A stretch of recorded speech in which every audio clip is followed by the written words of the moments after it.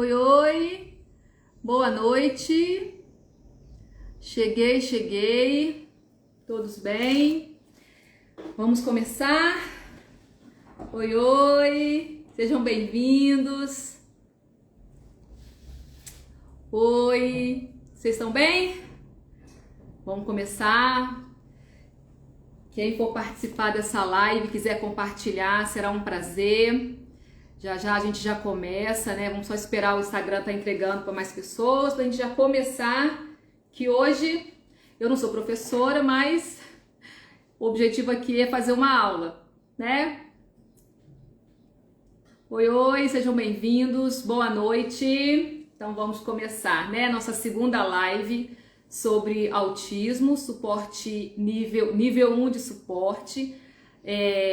O tema, né, a gente está trazendo aí em relação às escolas, então a gente está buscando aí contribuir com os professores, trazendo informação. Eu me comprometi, né, na primeira live, é para isso que eu estou aqui hoje, tá? Então vamos chegar. Quem quiser compartilhar essa live, fique à vontade, sejam bem-vindos. Vamos começar, né? Beijo.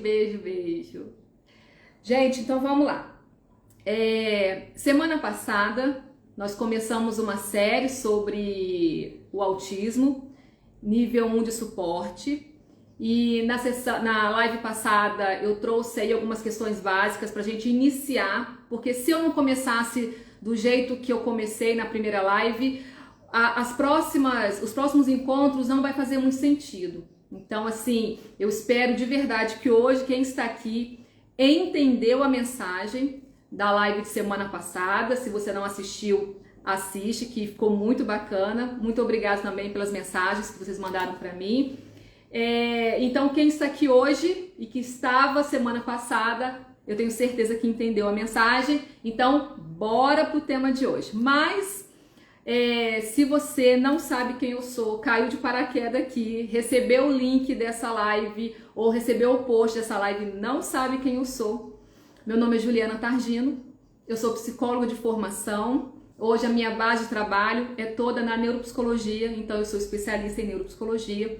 Hoje eu trabalho com crianças através da avaliação neuropsicológica, então crianças que estão aí com queixas de atraso de desenvolvimento. Essa criança vem para mim, a gente faz avaliação neuropsicológica para contribuir aí com um fechamento de algum transtorno, para organizar em relação às intervenções, e também crianças que também estão apresentando algumas dificuldades na escola ou outros comportamentos, e que a avaliação neuropsicológica vai trazer aí respostas e contribuir também com a intervenção, ok? Oi, gatona! Nossa senhora, até medo desse povo chegando. Eu começo a ficar nervosa. Sejam bem-vindos todos aqui. Então vamos lá, tá? Hoje o nosso tema continua sobre o autismo nível 1 de suporte, tá? Eu trouxe esse tema porque ao longo do ano, minhas visitas na escola e também aqui com os pais, eu percebi o quanto esse nível 1 está sendo, de uma certa forma, mal interpretado, muitas das vezes não compreendido e negligenciado. Porque às vezes as pessoas escutam falar sobre nível 1 de suporte, acham que é um autismo levinho, que não tem prejuízo. E pelo contrário, eles têm grandes prejuízos e que, ao olhar das pessoas que não têm aprofundamento sobre esses critérios que a gente vai falar hoje, acaba fazendo inferências sobre aquela criança, como uma criança teimosa, como uma criança birrenta, como uma adolescente difícil de lidar, e aí vai acarretando só prejuízo na vida dessa criança, ok? Hoje a proposta, igual eu falei com vocês, é a gente fazer uma leitura do próprio DSM-5, e aqui eu vou trazendo para vocês associar alguns comportamentos que apresento em casa. Vejo que tem muitas mães aqui, né, que querem entender, então assim, eu vou tentar também contribuir com alguns exemplos, mas eu quero muito, é meu anseio, que se você que está aí é professora, deixe os seus comentários, coloca a pergunta, que eu vou tentar ao máximo hoje ser bem objetiva na proposta, para poder responder perguntas para vocês, tá? Isso, é mesmo, né, Débora? A gente tem que... Eu tô plantando a sementinha e eu conto com todos vindo junto, tá? Então vamos lá. Se você chegou agora, nós vamos fazer a leitura do DSM-5. Por que eu resolvi primeiro apresentar o DSM-5? Porque eu entendi que muitas das vezes, na maioria dos casos, da escola, do professor, esse sabe-se dos DSM-5, ouviu falar, mas não tem propriedade. A minha proposta nessas lives é trazer conhecimento e propriedade para você, professor, para você auxiliar, para você cuidador, para você que está ali no intervalo da criança e é você que vai ficar olhando aquela criança, controlando ela, observando ela no recreio. Então vocês têm que tomar conhecimento desse documento. Esse documento não tem que ser só do médico que vai fechar o laudo ou do próprio neuropsicólogo que é baseado nesses critérios para poder fechar esse laudo. Vocês precisam ter conhecimento. Vocês sabem desses... conhecem um pouco, mas de uma forma muito superficial. E hoje meu objetivo, é claro, é trazer esse conceito. Ok? Podemos? Oi, olha a Bahia aqui na live, gente! Beijo, linda! Beijo, beijo. Seja bem-vinda aqui, tá? Super neuropsicólogo eu conheci no congresso, né? Aprontamos muito lá. Mas vamos lá, gente? Vamos começar. Antes de eu começar, eu sei que eu sou acelerada e eu não quero acelerar, tá? Então vocês me dão um ok, Ju, dá uma pausa, respira, tá muito acelerado. Eu queria que vocês me ajudassem, tá? Ok? Primeira pergunta. Vocês estão me ouvindo bem? Manda um sim ou um não. Estão me ouvindo bem? Beleza? Então vamos lá. Vamos então. Ó, antes disso, você sempre escuta falar, né? Ah, o autismo tem que seguir os critérios do DSM-5. Ótimo. Seguir os critérios do DSM-5. Antes disso, eu quero que vocês entendam qual que é o significado dessa palavra critério. Não só para o autismo. Toda vez que a gente vai fechar um diagnóstico, eu estou falando aqui do transtorno do neurodesenvolvimento, a gente precisa seguir critérios deste manual. Só que este manual, ele só vai falar de uma forma mais pontual. Nós que estamos no dia a dia precisamos entender o conceito e entender aonde aplica o comportamento. É essa a proposta que eu tenho para vocês, é trazer conceito.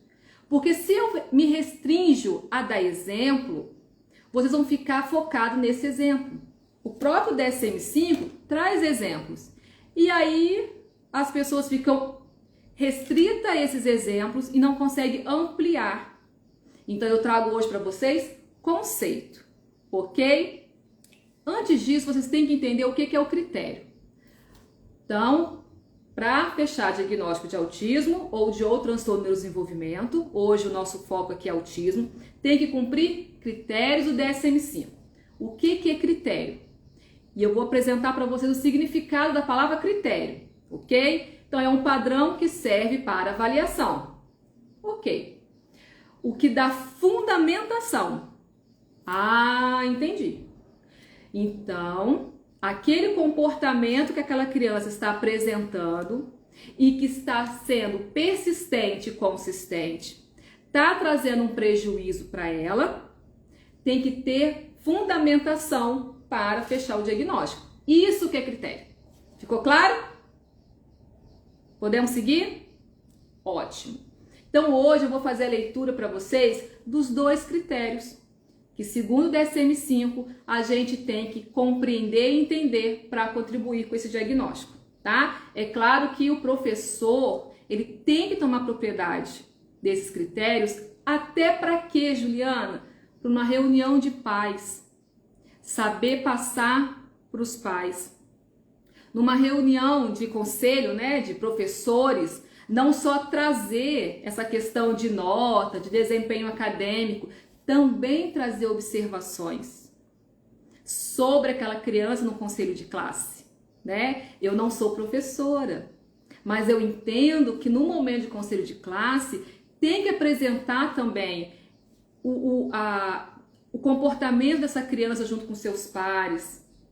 Então, vocês tomando conhecimento desses critérios, você vai conseguir numa reunião de pais, numa reunião com os professores, numa troca de conversa com outro professor, ou numa troca de conversa com seu auxiliar, caso você, professor, tenha, para entender e conseguir contribuir, ok? Boa noite, sejam bem-vindos. Bem, então vamos lá. Ó, eu vou apresentar para vocês, eu vou ler, tá, gente? Não tem como eu não ler e depois a gente vai dando exemplos. Então, o transtorno do espectro autista... eu não tô falando de nível não, tá, gente? Nível é outra coisa, eu tô falando de critério, ou seja, estou falando do que dá fundamentação para o diagnóstico. Critérios diagnósticos. A gente tem que ter 2 déficits, ok? Então, a gente tem o A e o B. Eu vou ler para vocês o A. Então, quando a gente fala de critério, o item A, déficits persistente na comunicação social e na interação social em múltiplos contextos. Ok, Juliana? Então, primeiro critério, item A, tá falando de comunicação social e interação social. Aí, vocês escutam interação social e já dá aquele resumão. Não, a minha criança interage bem, ela tá com as crianças brincando, ela corre no pátio, não, ela interage bem. Não é isso. E aí eu vou aprofundar para vocês quando eu falo que estar com crianças não é interagir com criança. Então, o critério A, ele traz 3 itens, ou seja, 3 déficits, que para o diagnóstico, esse critério a criança tem que ter pelo menos 2 déficits. É isso que eu vou ler para vocês. Então, eu estou ainda em déficit de persistência na comunicação social e interação social. Então, vamos lá. Item 1. Déficits na reciprocidade socioemocional. E aí, o que é isso, Juliana? Déficits na reciprocidade emocional. E aí, o DSM-5 complementa. Ele fala o seguinte: variando, por exemplo, de abordagem social anormal e dificuldade para estabelecer uma conversa normal a compartilhamento reduzido de interesse, emoções ou afeto, a dificuldade para iniciar ou responder a interações sociais. Aí, uma pessoa escutou isso, o que vocês escutam falar? A criança que está dentro do espectro autista, ela não consegue demonstrar as emoções, ela não tem afeto. Vocês estão vendo que tem todo um contexto em volta? E eu vou repetir para vocês.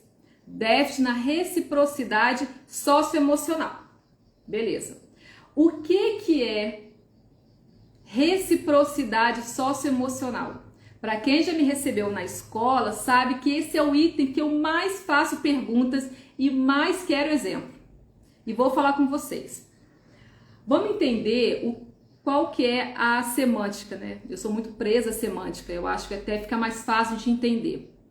O que significa a palavra reciprocidade? A reciprocidade, vou trazer um conceito para vocês aqui, porque eu anoto tudo, porque a gente vai se organizando. Vocês têm que entender que a reciprocidade é... Como que eu vou trazer assim para vocês de uma forma bem mais... Eu não quero falar de empatia, porque se eu falar empatia, distorce um pouco o que eu quero trazer para vocês. Eu quero que vocês entendam que a reciprocidade é uma sintonia entre duas pessoas que estão conversando. Aquela sintonia que você fica ali batendo papo. Eu acho que essa é a palavra que eu achei aqui. Mas o que é a reciprocidade? Desculpa, gente. A reciprocidade é essa sintonia que eu trouxe para vocês, mas ela é a capacidade entre uma pessoa e a outra conseguir despertar no outro pensamentos, emoções e sentimentos e interesse pelo que a pessoa está falando. Calma que eu vou tentar ser mais clara possível. É aquela capacidade, a reciprocidade de quando você encontra uma pessoa, vou dar um exemplo. Você encontra uma pessoa, tá? E você passou por uma situação X e você começa a contar sobre essa situação. A pessoa que está ouvindo, né, nós que estamos ouvindo, naturalmente, o que a gente faz? A gente começa a ouvir e começa a se colocar no lugar dessa pessoa. Não é assim que a gente faz? A gente começa a imaginar, pensar, e à medida que essa pessoa vai falando, você vai se interessando pelo que ela está falando. E você vai complementando o que ela está falando. Às vezes você faz perguntas sobre o que ela falou. Aí o que ela respondeu, você traz uma situação sua neste contexto narrado, tá? Nesse tema, e fica aquele bate e volta, aquele bate-papo. É o papo de comadre. Reciprocidade socioemocional é o papo de comadre. Você fala, o outro responde, dá exemplo. É aqui que está esse prejuízo em reciprocidade emocional.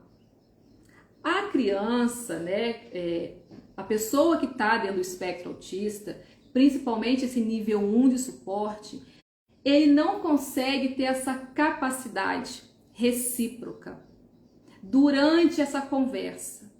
Muitas das vezes ele está até ali te ouvindo, mas ele não está interagindo de uma forma recíproca no que você está narrando. Vou dar um outro exemplo aqui.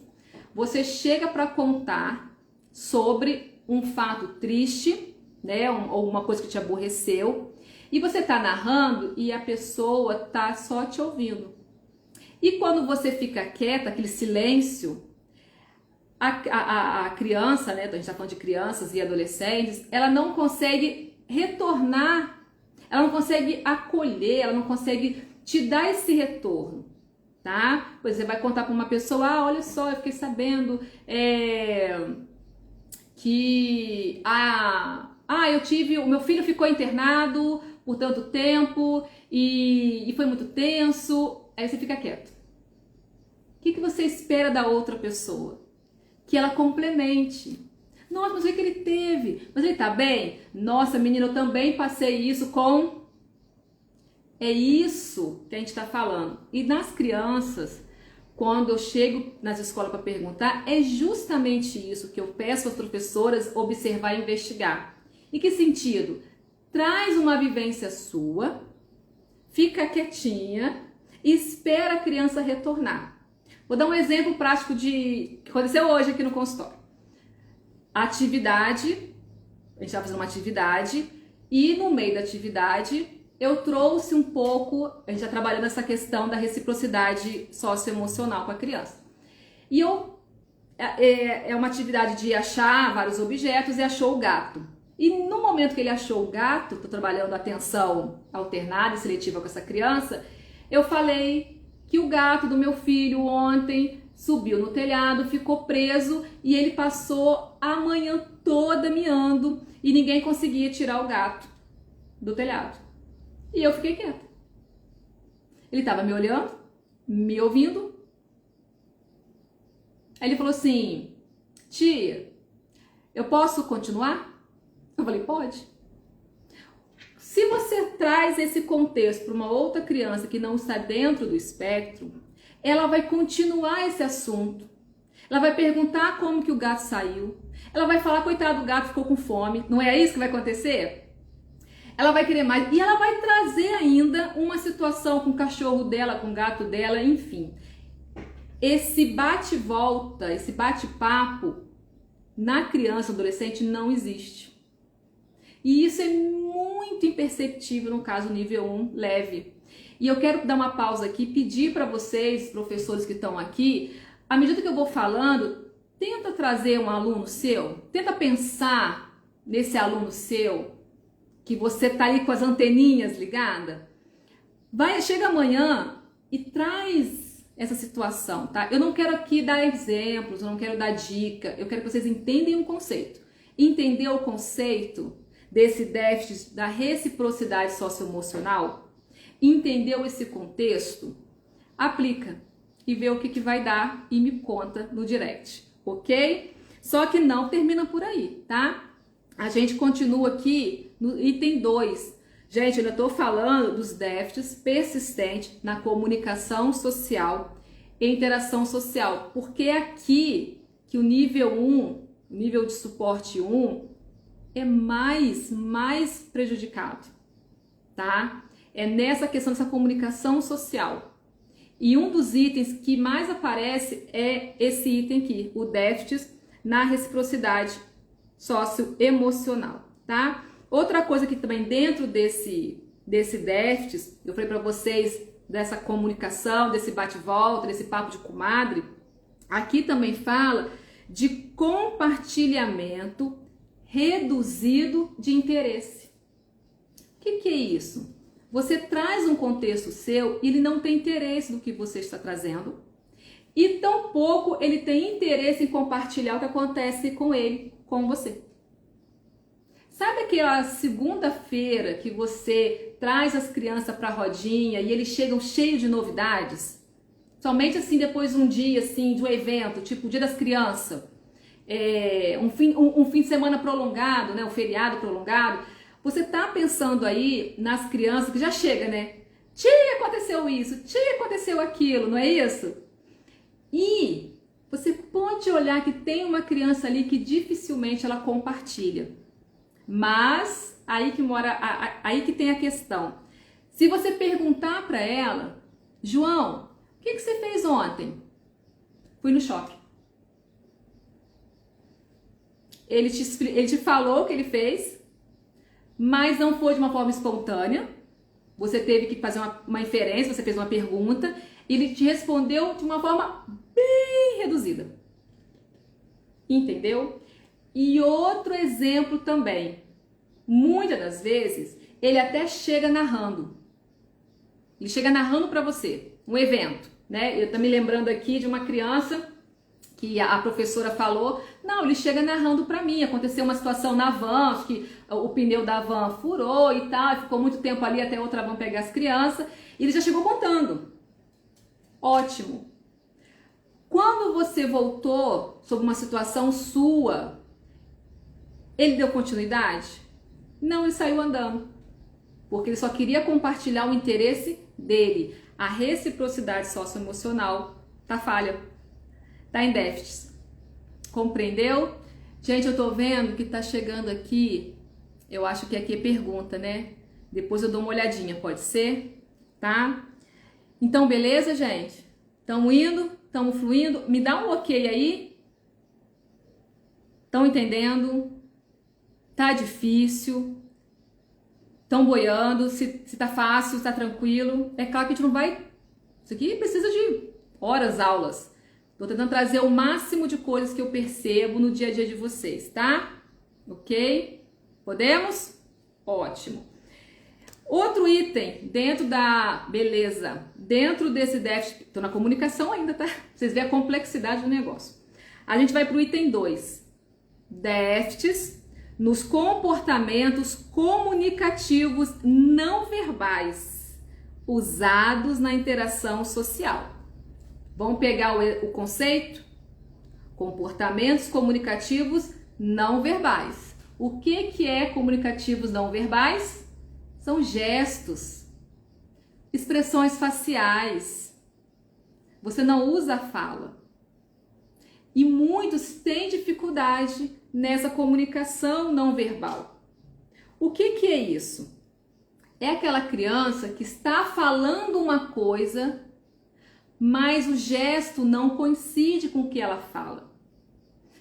É aquela criança que às vezes vai te contar uma situação triste, rindo. Aí você fala assim, ela ri de nervoso. Tem gente que ri de nervoso. Mas vamos ver se ela tem outros comportamentos. Tem criança que chegava aqui com a cara bem amarrada. Aí eu perguntava um negócio para ela, falava que ela estava super contente, né? Ou às vezes a pessoa tá te dando uma notícia, tá narrando alguma coisa com você, tá falando com você, mas a expressão facial dela tá exacerbada demais. Tá desalinhado? Vocês estão me compreendendo? Tá totalmente desalinhado o que ela fala com o que ela expressa.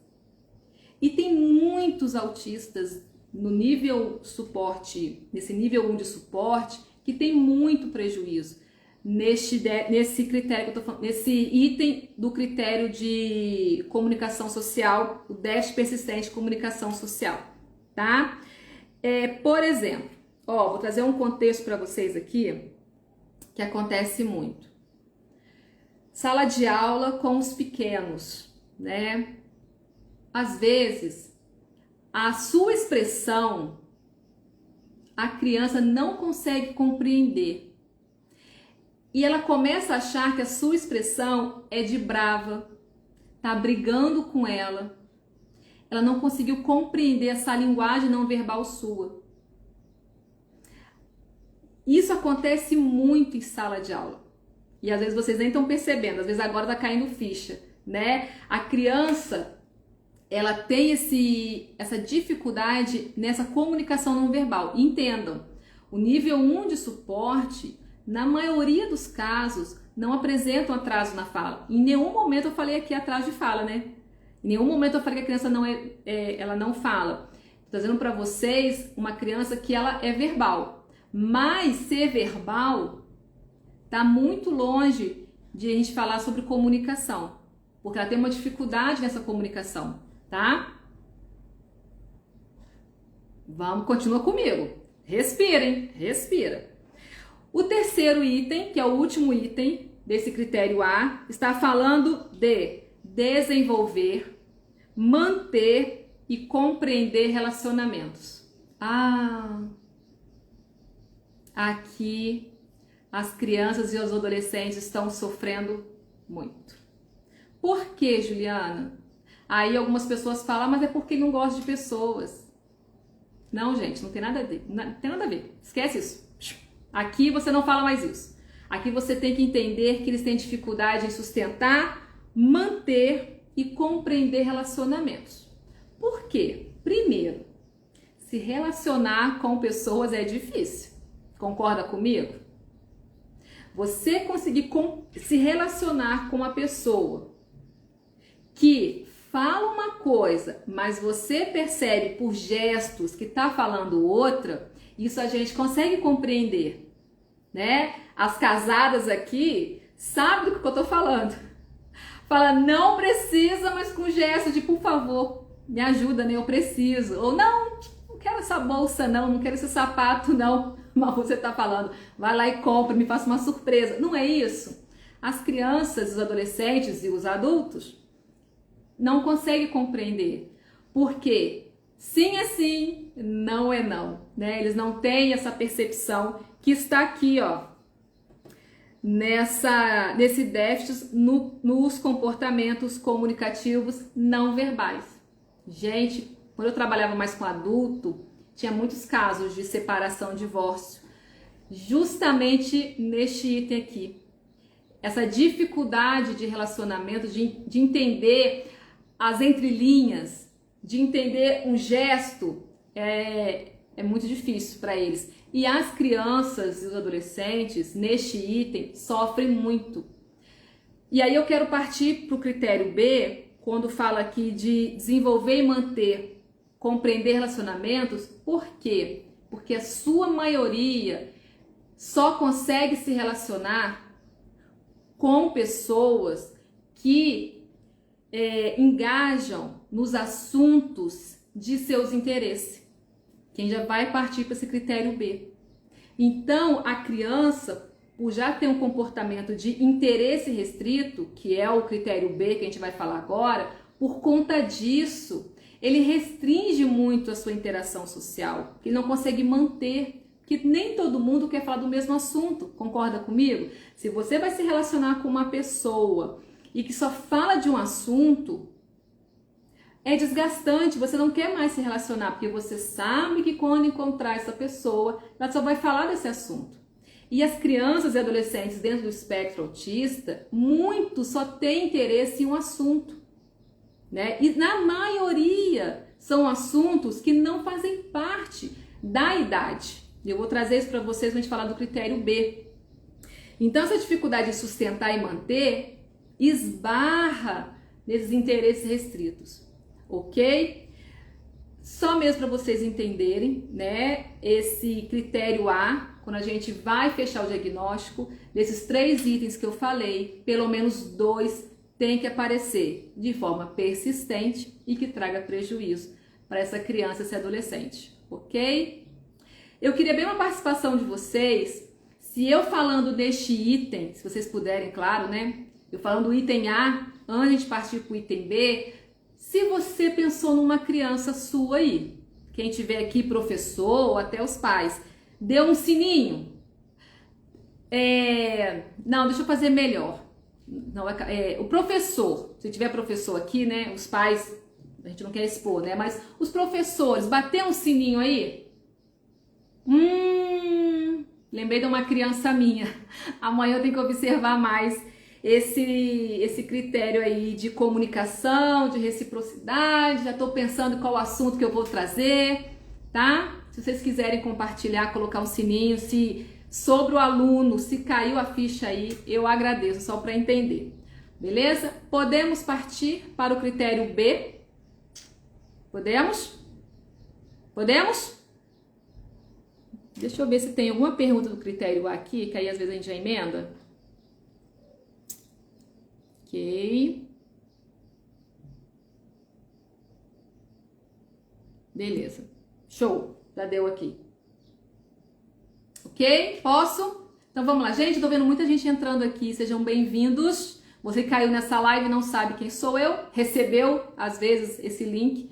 Meu nome é Juliana Targino, eu sou psicóloga, neuropsicóloga. Hoje estamos falando sobre autismo, nível 1 de suporte nas escolas. Semana passada nós iniciamos aí esses encontros, que vão ser 4 encontros, na expectativa de um 5º encontro ao vivo, através do Zoom, mas depois no finalzinho eu vou explicar como que vai funcionar.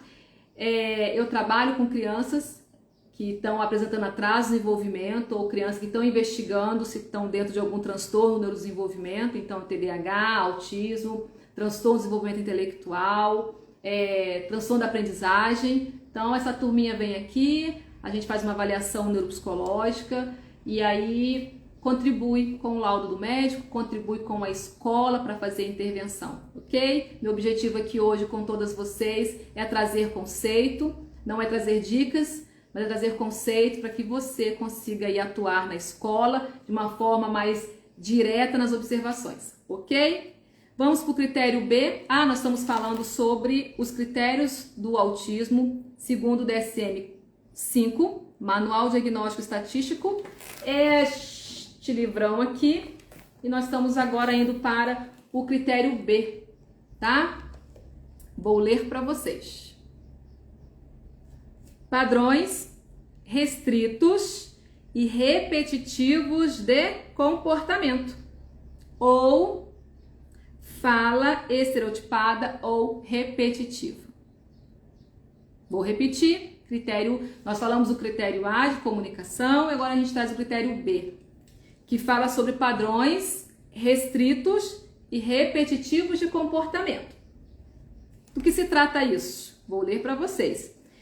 Estereotipia, aí ele traz como exemplos: estereotipias motoras simples, alinhar brinquedos ou girar objetos, ecolalia.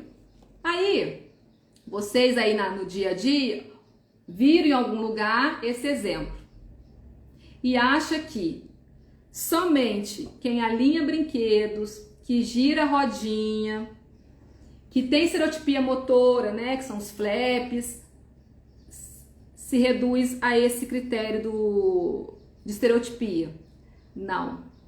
Em muitos casos de nível 1, esses movimentos, essas estereotipias de movimento do corpo, quando estão presentes, são muito sutis. O nível 1 aparece muito comportamentos restritos. alimentação, tipos de brincadeira, que eu quero muito falar com vocês, gente, professor, em relação às brincadeiras, tá? Eu tô acompanhando o horário. Alimentação, restrição a brincadeiras, restrição a assuntos, temas, tudo engloba esse critério B aqui, tá? E no critério B, assim como o critério A, que tem os itens, o critério B também tem. E o critério B traz 4 itens, tá? E 3 precisam estar presentes, ok? Então vamos lá. Movimentos motores, eu acabei de falar com vocês, tá? Então tem crianças que vai apresentar a estereotipia motora, seja com o corpo, seja com a mão. Mas também tem crianças que vão apresentar pulando. E toda estereotipia, gente, tem um motivo, tá? Eu não vou conseguir aprofundar nesse tema, mas quando a gente vai observar uma estereotipia, a criança tem um motivo, uma função para aquela estereotipia. Me lembra aqui crianças que têm a estereotipia motora, quando ela estava muito assim, engajada com o brinquedo, ela gosta muito daquele brinquedo, o que ela faz? Ela deita no chão, né? E fica olhando o brinquedo e fica fazendo um movimento de vai e vem, é uma estereotipia motora, tá? Mas tem funções, aí cada criança a gente faz análise funcional desse comportamento. E tem as ecolalias. Ju, o que é ecolalia? É repetição de frases ou palavras fora do contexto, né? Por exemplo, tem crianças que cantam músicas o tempo todo, mas essa música não está dentro de um contexto de apresentação, de escolinha, ou está querendo cantar com uma forma de interagir com o outro, né? Você canta, ela imita os movimentos. Não, ela está fazendo outras atividades e está cantarolando. Isso é uma ecolalia. E isso em escola aparece muito, muito, muito. A criança está ali fazendo um trabalhinho e ela está cantando. Claro, gente, tem que observar o contexto, tá? Tô trazendo só esses flashes para vocês ficarem pensando aí. Tem uma ecolalia, né? Tá até no livro sobre a tardia e depois, né, que me fugiu o nome aqui. Mas tem uma ecolalia assim, a criança escuta uma frase, uma palavra, ela repete. Tipo assim, criança pequenininha. João, quer maçã? Aí ele repete assim, quer maçã? Ele fala, né? Mas é uma ecolalia, ele tá repetindo a sua frase. Ou ele tá assistindo desenho. Nossa, tem criança, gente, que sabe assim, que escolhe um trechinho, escolhe um trechinho do desenho e no dia a dia tá repetindo aquela frase do desenho. Tinha uma criança aqui que ela tava botando sapatinho e ela soltou essa frase. Não tinha apresentado em algumas sessões aqui esse comportamento na atividade, mas na hora que ela foi colocar o sapato na recepção, ela soltou essa frase. Aí a mãe falou que era de um desenho. Aí botei nas minhas anotações. E aí a escola relatou também que ela vinha com essa frase. Anotei também. É uma ecolalia. E tem ecolalia tardia, que depois assim, de um dia, uma semana, ela emite aquela frase, aquela palavra. Entendam, fora do contexto, tá? É um tipo de ecolalia, ok? Beleza? Item 2. Insistência nas mesmas coisas. Isso aqui você já deve ter ouvido com certeza, tá? Padrões ritualizados de comportamento verbal e não verbal, tá? Então aqui eles trazem alguns exemplos, né? De mudanças, dificuldade de mudar de ambiente, na escola, a dificuldade da transição de professor, né? Teve transição do professor para a pessoa se licenciar, ou ficou um tempo sem ir na escola, entrou o auxiliar, a criança não quer entrar na sala de aula. Quando ela entra, ela fica muito agitada, correndo, chorando. Quando você vai fazer análise funcional, você percebe que essa mudança mexeu muito com ela. Você tem que entender que isso é aversivo para essa criança, tá? Então é botar na lupa mesmo, tá? Tem crianças que também tem um ritualzinho de saudação, que não é o tradicional, né? Que é o bom dia, boa tarde. Teve uma criança que ela chegava aqui ela usava uma frase para dizer para mim, bom dia. É uma forma dela, né? Ela só cumprimenta desse jeito. E aí a gente tem dificuldade de entender, mas faz parte. E aqui, insistência nas mesmas coisas, é aquela criança que muitas das vezes ela tem dificuldade de mudar da mesinha de tarefa. Aí os professores têm o olhar de, mas ela adora cortar papel, ou ela adora a mesinha de massinha. Mas quando muda, ela é teimosa, ela não quer fazer. Mas ela tem que fazer, ela tem que mudar. Dá uma olhadinha se não é um interesse nessa dificuldade de mudar, de sair daquele contexto e ir para outro.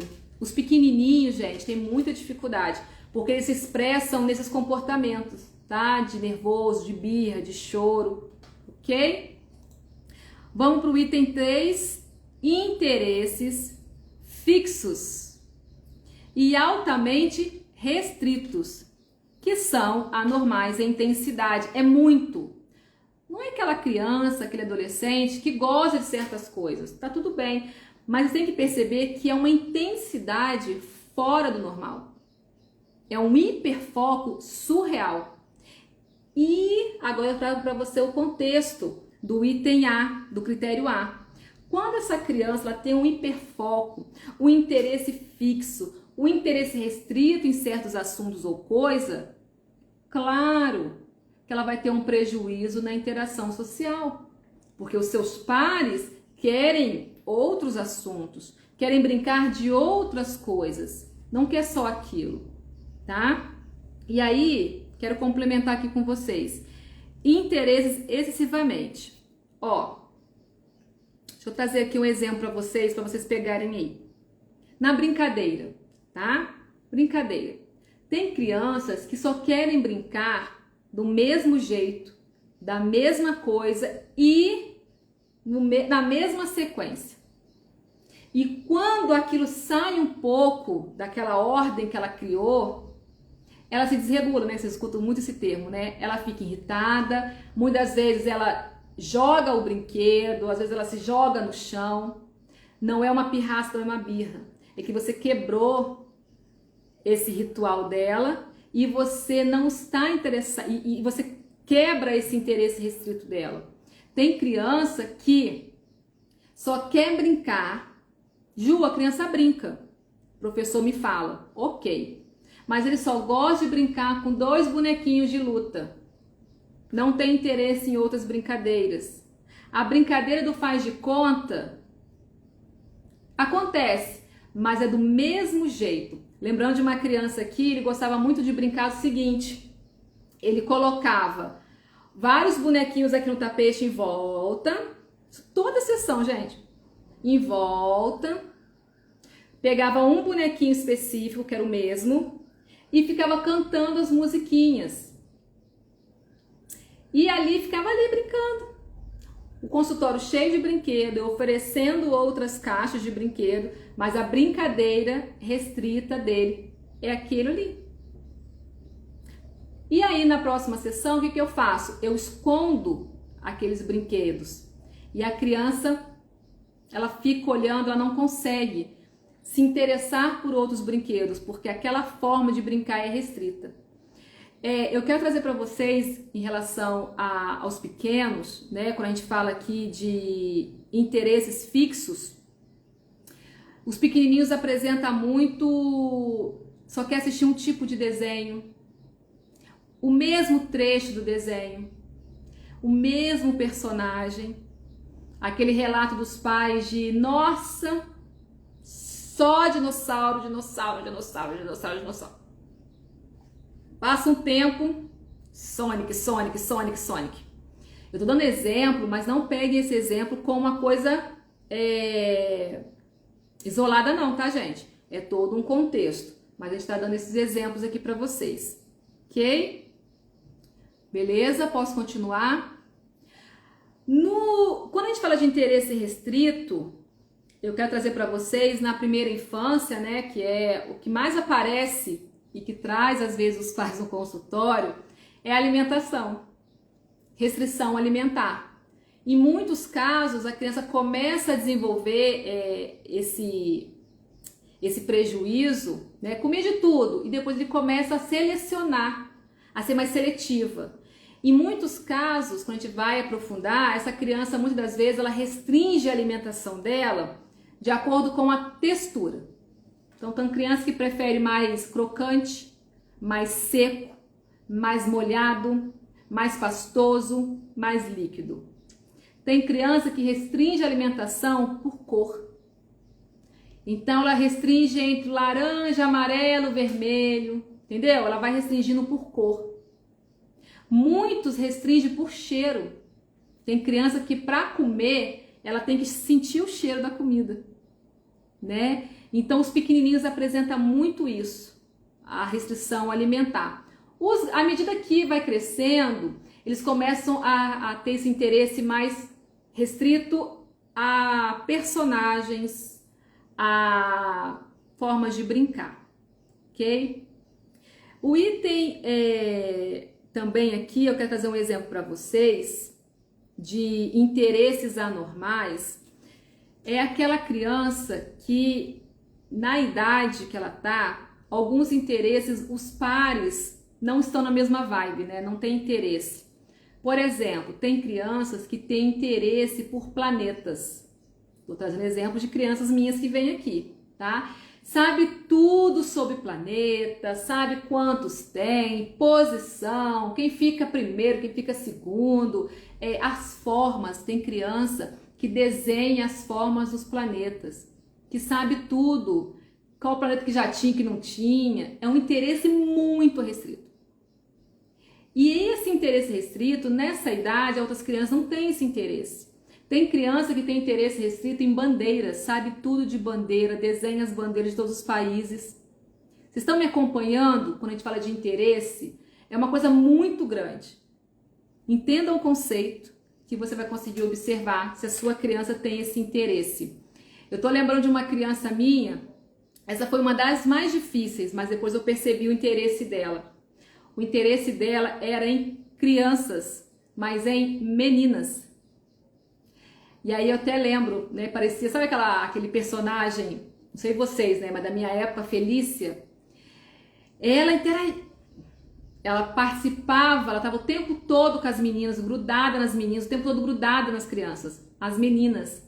O interesse dela estava nas meninas, mas não tinha nenhuma interação social, não tinha nenhuma reciprocidade social. Ela queria ficar grudada com as meninas. Curioso, né? Tá dentro desse item aqui, ok? Dúvida? Tá tranquilo? Que ótimo, fico muito feliz. Eu não consigo estender muito, porque assim é um assunto que vai emendando o outro e é gostoso, por isso que a gente tem que ter mais tempo. Mas qual que é o meu objetivo dessa live aqui, tá? É mostrar para vocês que vocês, quando eu falo vocês, professores, mas agradecendo a presença dos pais aqui, muito obrigada, né? Mas que bom que vocês estão aqui, porque esse é meu objetivo, tá trazendo aos professores, os professores entender que isso aqui pertence a vocês também. Vocês precisam que essa criança, volto a falar, está com você e ela é sua. Eu já falei na live passada, né? Então, assim, eu quero trazer para vocês uma coisa que eu sempre falo com os pais para observar aqui. E eu vou pedir para os professores observar a brincadeira. Então, eu estou falando aqui de professores, né, que eu sei que nós temos aqui, professores do pré-escolar. Aquela turminha de 2, 3, 4 anos, né? Até 5, 6 anos. Olhem a qualidade dessa brincadeira. Estar com crianças não é estar de uma forma que está interagindo. Você tem que observar se essa criança está interagindo com o outro de uma forma recíproca social. Se ela está compartilhando os interesses de forma espontânea. E quando ela escuta o outro amiguinho, ela também traz experiências dela, ok? Mas assim, quanto mais novinho, a brincadeira da criança é uma brincadeira mais concreta, não é? Bloquinhos de empilhar, encaixar. E à medida que ela vai chegando aí os seus 2, 3 aninhos, é a hora que a brincadeira do faz de conta, a brincadeira de imaginar, ela está presente, ela precisa estar presente, ok? Vocês escutam assim, ah, mas ela brinca de carrinho, de uma forma funcional.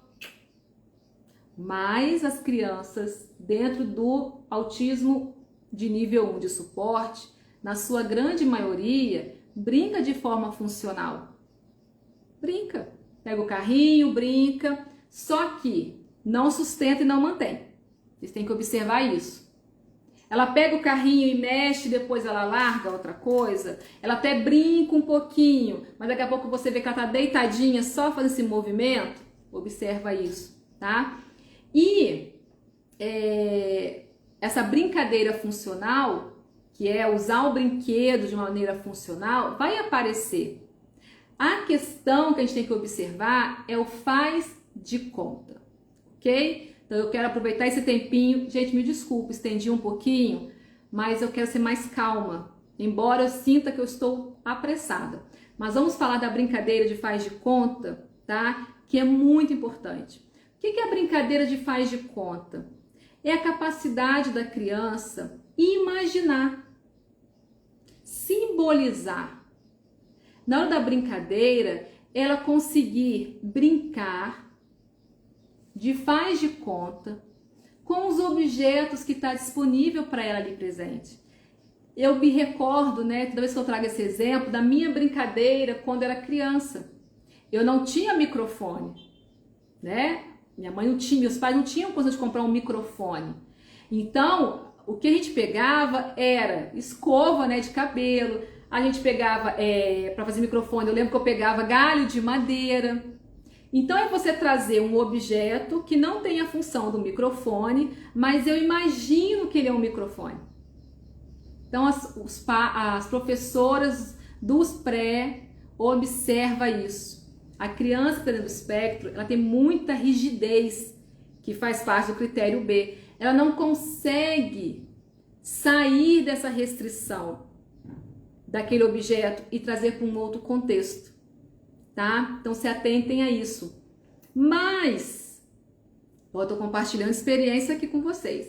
Tem criança de nível 1 de suporte que consegue até imaginar. Ela consegue, né? O adulto ajudando, até as crianças, ela consegue até, de uma forma pouco consistente, imaginar que aquele objeto é outra coisa, tá? Aí a gente tem que trazer uma outra observação, que é o faz de conta sem objeto. Eu acho que eu tenho até uma live minha falando sobre isso. Quando você tira o objeto dessa criança e traz um faz de conta, que é aquele faz de conta de que eu sou a princesa e estou tomando um chá, que eu sou o Homem-Aranha e estou correndo com a teia de aranha, e o outro amiguinho fala que é o Batman, entendeu? Não tem nenhum brinquedo na mão, mas nós estamos falando de um faz de conta, que você precisa observar aí na sua escola, se tem uma criança que ela faz isso. Ou quando as crianças dessa idade fazem e a outra criança, que possivelmente está com sintoma, com sinais, ela tem preferência no quebra-cabeça, ela tem preferência nos brinquedos de blocos. Então observa isso amanhã, essa semana, se tem alguma criança sua que quando você traz essa proposta, ela tem preferência nos brinquedos concretos, tá? Isso é fundamental. Os professores do fundamental, do pré-escolar, a brincadeira tem que ser muito, muito, muito, muito observada. Por quê? Porque lá na frente aparecem os prejuízos na comunicação social, tá? Deixa eu só dar uma olhadinha aqui nas minhas anotações, se eu deixei passar alguma coisa. Não, tudo tranquilo, né? Tudo jóia? Espero que sim, né, gente? De uma forma assim bem objetiva, tá? O que eu trago para vocês neste momento curto que a gente tem aqui é conceito. E eu trouxe para vocês, essa live vai ficar salva. Depois dá uma olhadinha nela, salva. Se tiver alguma coisa que não entendeu, pode me perguntar, tá? Depois eu vou fazer umas indicações de leitura muito importante que vale a pena.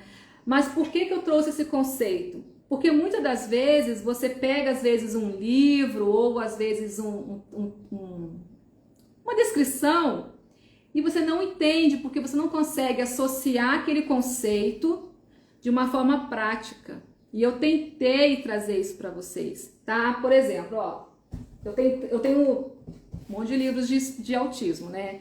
Então, assim, você pega um livro desse, Como Lidar com o Autismo, você vai lá, só para vocês entenderem como que vem escrito. E eu tentei trazer uma proposta um pouco mais diferente, né? Ó, deixa eu ver aqui. Ó, aí vem aqui, ó, o que é o transtorno do espectro autista? Aí o livro traz: inclui déficit persistente na comunicação social, bem como comportamentos e interesses restritos e repetitivos. Aí você já escutou muito falar sobre isso, você pensa girar a rodinha do carrinho, você pensa em enfileirar carrinho, você pensa em criança que não quer interagir, aquela criança quietinha no cantinho, e quem está no espectro de nível 1 passa despercebido.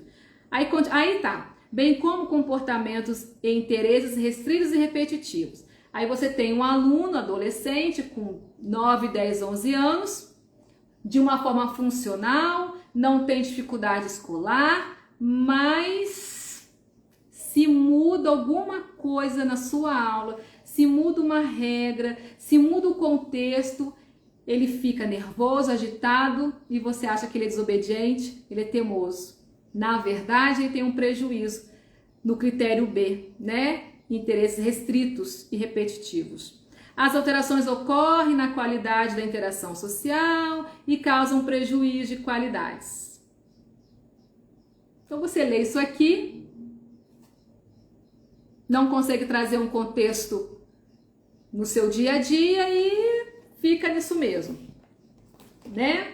E aí por aí vai. Posso trazer vários exemplos para vocês aqui. Aqui, ó, achei, ó, na Ecolalia, né? Ah, não, esse aqui não. Depois eu trago para vocês aqui. Ok, gente?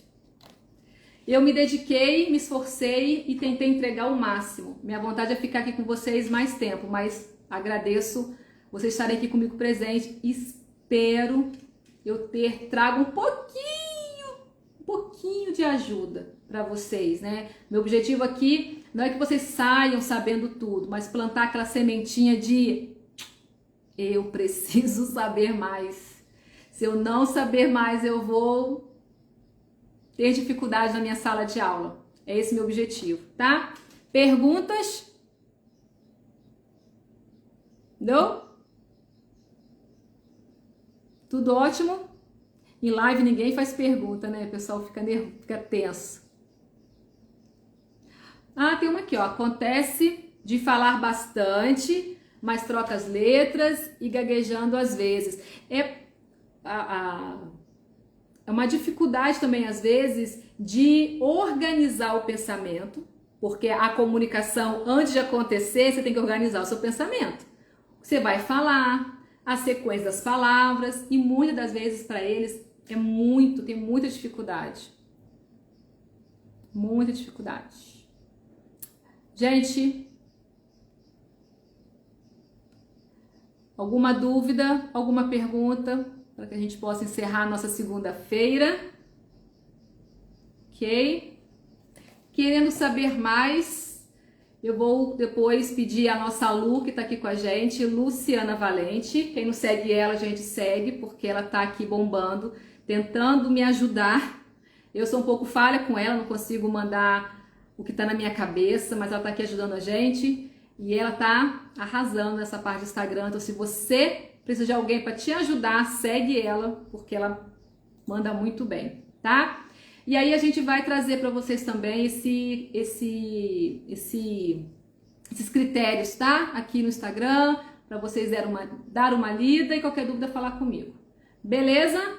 Dona Luciana, podemos encerrar? Tem alguma coisa ou a gente conta na próxima live? O que a gente está tramando?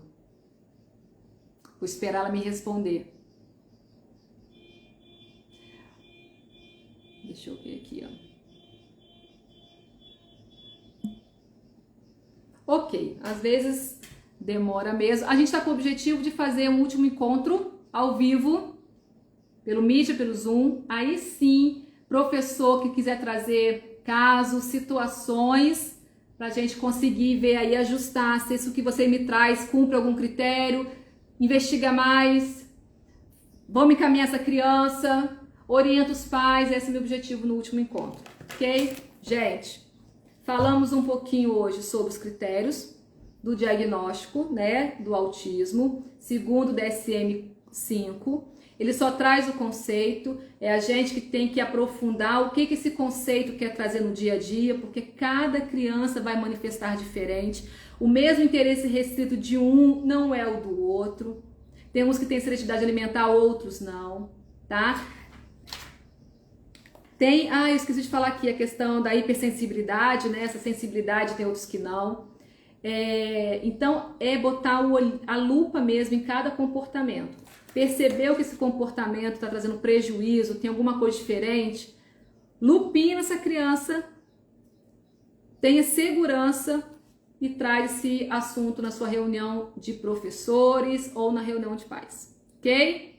Beijo grande, muito obrigada por estar aqui comigo, né? Eu não sei de tudo, mas o que eu não sei eu busco estudar para poder compartilhar com vocês aqui, tá? Muito obrigada para quem esteve comigo e também muito obrigada para você que está assistindo essa live gravada, ok? Beijo grande, gente. Vou fechar.